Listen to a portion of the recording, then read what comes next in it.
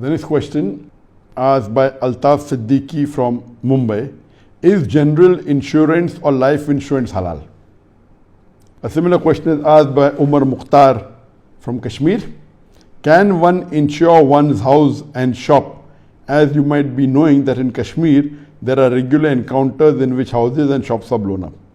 The question poses that is general insurance or life insurance permitted? Can the Muslims in Kashmir insure their house because it's blown up, etc.? Insurance per se is not haram. But because of the things associated with insurance, most of the time it's haram. The conventional insurance that we have, or the commercial insurance, the reason it's haram is because it has three criteria which are haram. Number one, the reason of ambiguity. Number two, it has an element of gambling. And number three is riba. In a conventional insurance, what happens? It may be a car insurance, it may be health insurance, it may be a car insurance, you may buy insurance of the car, and the full year nothing happens. So the owner of the company of the insurance gets the profit and you don't get, it's ambiguity. Or if an accident takes place, the company pays for the repair of the damage, it may be excessive. So you benefit and the company goes in loss, there's ambiguity. There's an element of gambling also. For example, take a life insurance, nothing happens to you. Or health insurance, take out a health insurance and nothing happens to you for the full year and yet you're paying. So scholars have clubbed these two categories together, ambiguity and gambling. This is one of the major reasons that insurance is haram.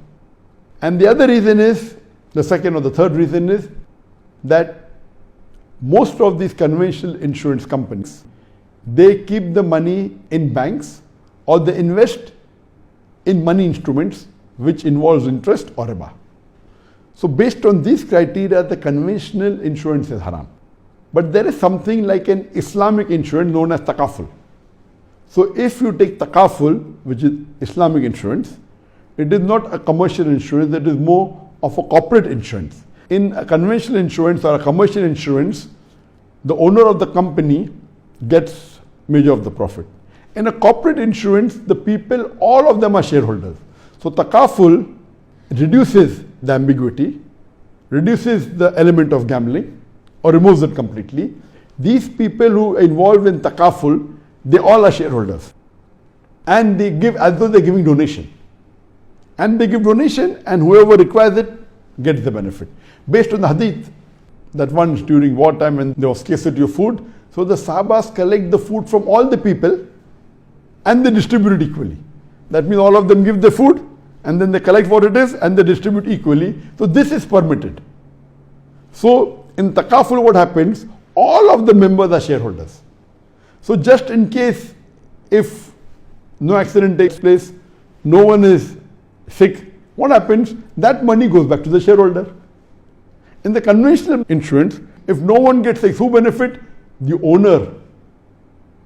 The commercial insurance, the one who owns the insurance benefits. Here, it goes back to the shareholder. So the element of ambiguity is reduced, the element of gambling is reduced, and it is more of helping each other based on the verse of the Quran of Surah Maida, chapter number 5, verse number 2, that help one another in bir and taqwa, in righteousness, in piety, and in virtue. So based on this verse of the Quran, the takaful is formed. They see to it that the Islamic Sharia is followed and all the haram is not there. And if the takaful invests, they see to it that they don't invest in a riba-based investment. They invest in a Sharia-compliant investment. So the money that comes, they put in a Sharia-compliant, which is based on the principles of the Sharia. It does not involve riba, it does not involve interest. So if you take an insurance that is takaful insurance, based on the Islamic principles, it's permitted, but the normal conventional insurance or the commercial insurance, it is haram, it is prohibited. You should not involve, whether it's in Kashmir, whether any part of the world, whether a bomb is going to break your house or not, it is not allowed. You should not do it unless someone is forcing you. Like in some countries, taking out insurance of the car is compulsory, like in India, and there's no takaful. So what do? You take out a third party insurance. The minimum requirement is a third party, not a comprehensive insurance. So if there's no takaful in countries like India, you can take out a third party insurance, but don't take out a full comprehensive insurance. Full comprehensive insurance will have the element of ambiguity, will have the element of gambling, will have the element of riba. In a third party insurance, you don't benefit at all. If a third party sues you, then the company will pay on your behalf. So you're not benefiting.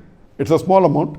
So if someone is forcing you to take out an insurance, where the company says health insurance, and you have no say of it, then even if it's a conventional insurance, somebody is forcing you, in that case it's permitted, but you voluntarily doing it, if someone is not forcing you, it is haram. However, if someone is forcing you and if takaful is there, take takaful. If it's not there, the last resort, you can take the conventional insurance, but take the lowest category. Voluntary, if you are living in a Muslim country or a country which has the takaful and you want to take, that's permitted. But taking voluntary, intentionally, a conventional insurance, it is haram. But takaful based on the Islamic Sharia is permitted.